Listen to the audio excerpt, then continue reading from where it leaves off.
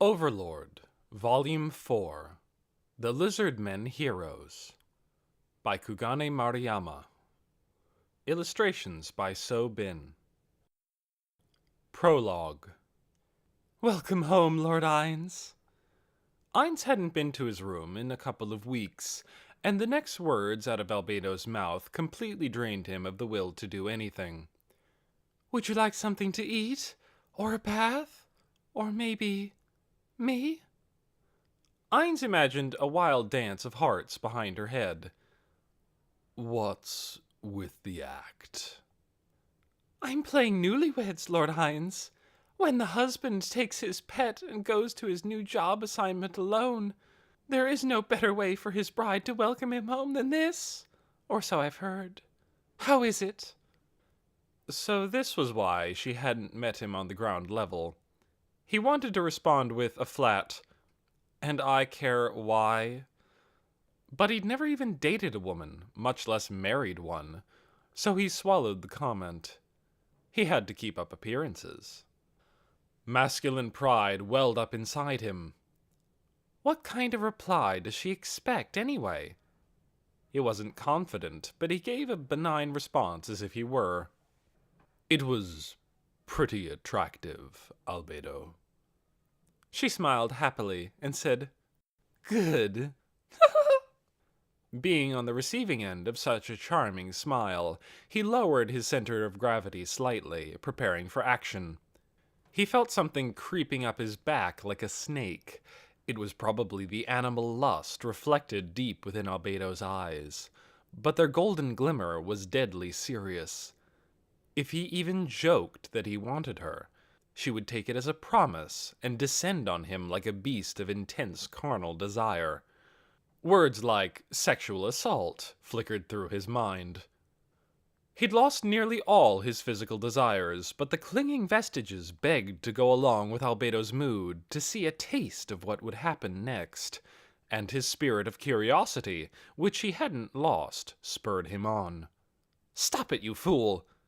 It was not with his spirit of self-denial, but with some similar power, surely related to being undead, that he managed to ignore her intentions. Before they'd been transported to this other world, he'd warped her personality by editing her backstory, as a joke, to say she was in love with him. But now he couldn't make a move, even though he was already using her in plenty of other ways. In a corner of his heart, he hated himself. It's not like I can take a swing if I don't have a bat. I don't think relationships between men and women can go well based on a mental connection alone. Maybe that's why I'm scared, thought Ines the Virgin. There was another thing. The NPC his old friend had made was a child, in a way. He wondered briefly if it was right to sully or warp her, any more than he already had. Are you stupid? This isn't what you need to be thinking about right now. Ah! The sudden shout from Albedo caused the flames in his empty eye sockets to flare. What is it, Albedo? What happened? I have made an error. Supposedly it is proper etiquette for a new wife to meet her husband wearing nothing but an apron. She checked her dress and blushed before speaking again. If you order me to change, I will do so immediately. She glanced at him, and her quiet but awfully distinct voice continued. Right in front of you. Right. Jeez. He sighed. Albedo, it's about time we quit fooling around. Let's start the report meeting and exchange information. Yes, my lord. Regretfully, though for what he wasn't sure, Ines did his best to ignore her and thunked down into his chair. He tossed 3 leather bags onto the table. In moments, Albedo had shifted from horny bride to outstanding secretary, ready to receive Ines's instructions. First, I'm handing over the money I made in Arantel, so put it toward experiments. The bags were different sizes, and the biggest was so full it was nearly overflowing. Inside were the gold, silver, and copper coins Ines had earned as an adventurer. Understood. Then I'll use this for Nazarik's defense systems and testing whether we can summon monsters or not. Please do.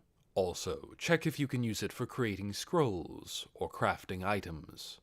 He looked away from Albedo's deeply bowed head and gazed at the leather bags with an emotion resembling a prayer. Gold coins earned in the game Yggdrasil could be used not only to buy items, but also to maintain and manage one's guild, summon monsters over level 30 that didn't spawn automatically, craft items, and resurrect dead NPCs, among other things. They'd already confirmed that they could use Yggdrasil gold coins, but they hadn't determined whether they could use this world's currency, especially silver and copper coins, which didn't exist in Yggdrasil. It wasn't too much to say Nazarik's fate depended on these experiments. If the coins in this world worked like Yggdrasil gold, their plans would change in a big way. The importance of obtaining this world's currency would increase drastically. Depending on the situation, Ainz might have to suddenly make acquiring money the highest priority. On the other hand, if they couldn't use the coins, the resources in the treasury would become their only lifeline, and they'd have to start budgeting. Then, about Clementine. At the name of the corpse that had disappeared, Ainz's immobile face grimaced. He was worried that because of his mistake, she'd been resurrected and was now sharing intelligence on Nazarik with an unspecified multitude of people. Nazarik had many potential enemies, but they'd been able to get relatively little information. On top of that, he'd gone and leaked Nazarik's info. With luck, it might reach some guild members. There might be some around, but it'd be a mistake to expect that kind of luck. I have to be careful from now on. What should I do about Momon? If someone were after them, Momon would be the target. Ainz was in the middle of building a foothold, so it would be a mistake to abandon the persona now. And it was still too early to let people know that Momon and Ainz were one and the same. All I can do is play it by ear. Forced into a mental dead end, no matter how much he pondered, there was no easy answer. He set the issue aside for the moment and considered other things. I think I might tell Pandora's actor to throw one of Clementine's swords into the shredder. Shredder? At Albedo's puzzled voice, Ainz remembered its official name. The exchange box. You can get a higher price if someone with merchant skills uses it, so I'll have Pandora's actor take on Nerataro's form and use his skills. Watching Albedo bow her head in acknowledgement, Ainz proceeded to unroll a piece of parchment on the table. One other thing. Here's the world map I finally got my hands on in Arantel. This is...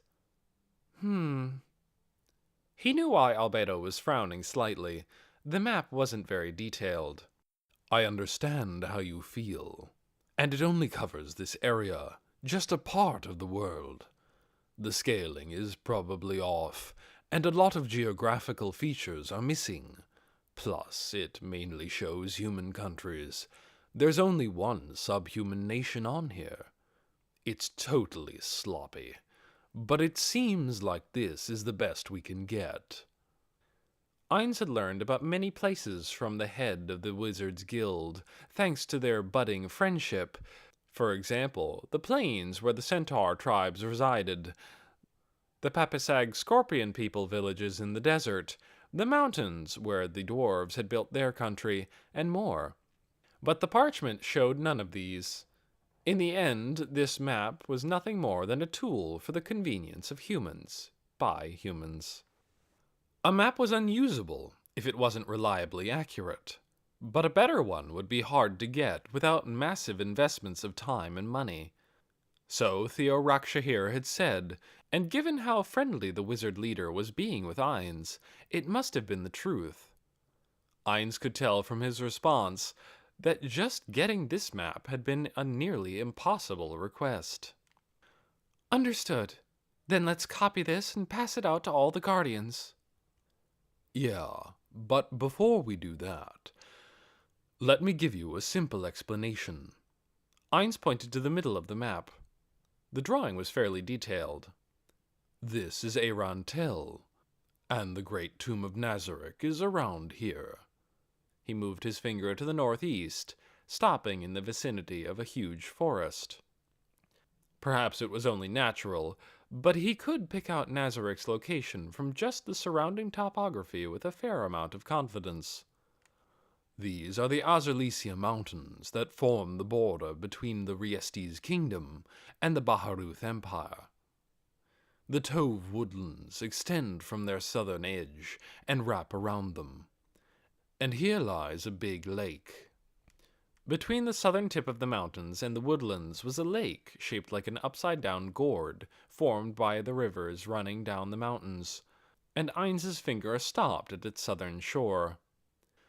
This is a large marsh where several Lizardman villages are situated. Ains noted Albedo's nod and continued.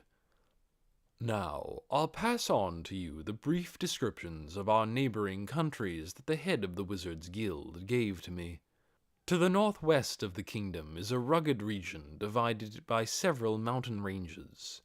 This area is the Argland Council State, home to multiple subhuman races. We need to watch out for the Dragon Counselors. There are said to be 5 or 7. Then to the southwest is a place called the Sacred Kingdom. It's fairly rough on this map, but apparently a giant rampart surrounds their country, like the Great Wall of China. They're always on guard against threats from this wasteland, although it isn't marked on the map. The different subhuman races are constantly fighting there. That's where Demiurge went, right? Yeah. And then, on the other side, is the slain theocracy. We need to watch out for them. Is this the border? Albedo traced a line with a delicate finger. Maybe.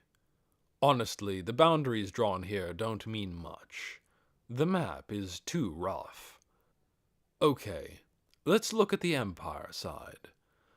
Northeast from the Empire, there are several allied city-states. Supposedly, there's at least one subhuman city-state as well. Then, to the southwest of the Empire, is an area with giant quartzite pillars. And it seems there's this race of humans. Apparently, they tame wyverns and live in the numerous caves there. From what Ains had heard, it sounded like a place like Wollungian, but the details were unclear. Wyvern riders? In Yggdrasil, wyverns were beasts with levels in the late 30s that players with mounted soldier classes could call upon and ride, but he had no proof that they were the same in this world. Yeah, they're probably pretty strong, but even if they are, I'm not worried about them attacking the Great Tomb. But below that, this map cuts off around the eastern part of this huge lake. Ains indicated a place on the table instead of the map. Supposedly, there's a country called the Dragon Kingdom here. Dragons? Yeah. Legends say the powerful dragons of old created that country, and that the royalty there still has dragon blood flowing in their veins. I have no idea if that's true or not. But, anyway, that's it for the map. In the world where Ains went by the name Satoru Suzuki, this would all sound like lies, but in this world, it could very well be true. So the countries we should look out for are the Slain Theocracy and the Argland Council State. Ains crossed his arms and hummed. This was basically all they knew about the surrounding polities, but that was mainly because they hadn't collected enough information. Albedo slowly bowed her head. Excuse my error. At present, we should be on guard against every country, shouldn't we? That's right. Even if a country itself doesn't seem like an issue, you never know what kind of individuals you'll find inside. Like the one who used a world item on Shaltir. It seemed like Albedo understood without him saying it aloud. Ains tapped the table at 2 locations in the east and south. But in the east, there's a city that rises out of the sea, and in the south, the city that the 8 kings of avarice built. These are probably the cities we have to watch out for the most, especially the latter. A floating city in the middle of the desert. Floating city? If the story I heard is correct, it's beneath a floating castle that pours an infinite amount of water. Apparently, the whole city is surrounded by a magic barrier, so you'd never think it was in a desert. A cold glint appeared in Albedo's eyes, and she made her proposal in a rather restrained tone. Should we have some minions conduct a reconnaissance in force? We don't need to go stepping on a tiger's tail. Even if whoever used the world item did come from there, we should pretend to be agreeable until we figure out how strong they are. How's Shaltir doing? There's nothing physically wrong with her after the resurrection, but... Don't mince words. Even I get anxious, you know. My deepest apologies. The truth is, I am a little worried about her, mentally speaking. Are there lingering effects from the mind control? Does the world item still affect her after we killed and resurrected her? No, it's not that. It seems like she's unable to forgive herself for fighting you. Ainz was confused for a moment. Everything had been due to his error. Shaltir had done nothing wrong. He told her that many times. If you'll forgive me the rudeness of speaking against your decision.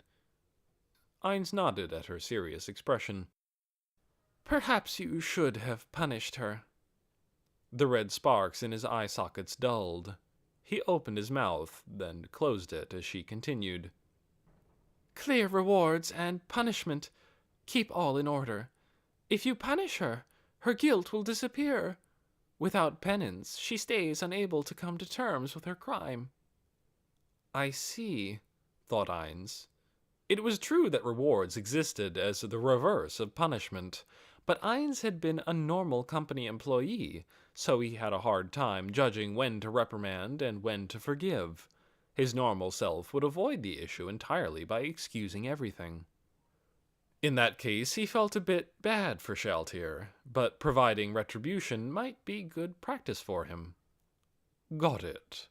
I'll come up with some punishment for her. I think that's for the best. Do forgive me for my outspoken behavior.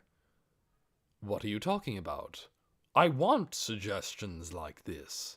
I've been wishing someone would give me opinions when I'm not sure what to do. Albedo, as the captain of the Floor Guardians, it's entirely appropriate. Thank you. The peerless beauty's cheeks reddened, and she bowed with moist eyes. Ainz was flustered by her expression of genuine happiness, and responded with a benevolent wave. Okay, I'm going to go back for now and get some work done. I'll leave things here up to you. Yes, please do. While you're gone, I'll take responsibility for managing everything. He thought he heard something in a low voice about being his wife, but he let it go because Albedo still had more to say. But Lord Ainz, please be careful. We can't be certain that the one who controlled Shaltir won't launch another attack. Humph. Ainz looked displeased for the first time since returning to his room. If they do, I'll kick their ass. Well, maybe it wouldn't be that easy. But don't worry, Albedo. Our enemy is unknown. I intend to prioritize retreat if I encounter them. And I've readied some protection. Ainz looked slowly up to the ceiling, his mind on their supposed enemy. The unknown world item holder who must be their enemy, the other Yggdrasil players who may or may not exist, the shadows of players who must have been here once. Of course, it was too soon to conclude they were all enemies, but operating under that assumption would keep them from getting caught unawares later. Always expect the worst. Until we know who they are, let's keep a low profile. But we might need to lay out some bait to catch our prey. So, how's the plan going? Albedo's reluctance to meet his gaze gave Ein some idea. There's no report from Cocytus. According to Entima, nothing is outside the realm of what we anticipated. I think they'll get into formation soon near the target location and send the forewarning. I see. Not exactly what I was hoping to hear, but I guess we'll see what comes of it. It helps us if you can see it that way. Okay. Really, I'd like to take a look at how things are going. Unfortunately, I've got a pile of adventure work to do, so I have to go. But I want to see how the fight goes, so do record it for me. The Lizardmen versus the army of the Great Tomb of Nazarick.